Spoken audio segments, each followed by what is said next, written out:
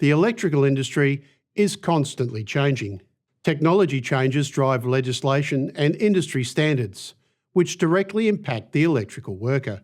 Keeping up with changing legislation and standards in the electrical industry is a core responsibility for all electrical workers. In December 2025, a new version of AS NZS 3008.1.1 was published. Regulatory authorities allow a 6-month transition period to the new standard. Though the principles of obtaining information from this standard have not changed, there are several changes within the standard that you should be aware of.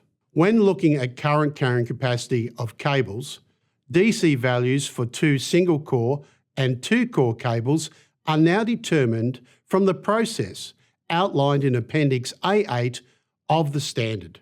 This inclusion in the standard reflects the uptake of DC installations, such as PV with battery storage, which are now commonplace in the industry. Current carrying capacity for flexible cords of 0.5 mm² or more are no longer found in separate tables.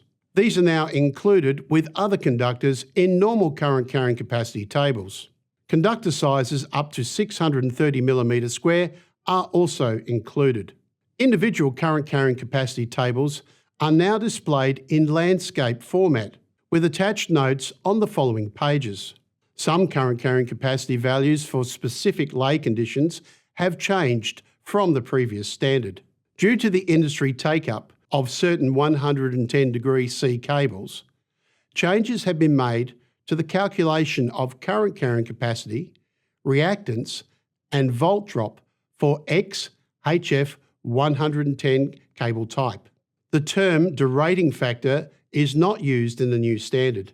Correction factor has replaced the old term, with references to relative tables which have also been expanded. New DC resistance and volt drop tables have been included in the 2025 standard.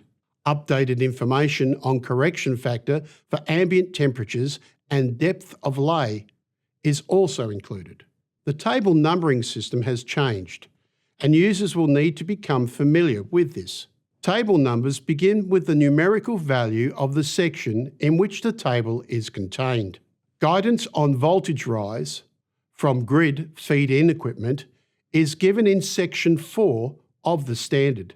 The new standard is laid out in much the same way as previous versions. However, it is essential for the electrical worker to be familiar with all changes and additions in order to apply these to future electrical work.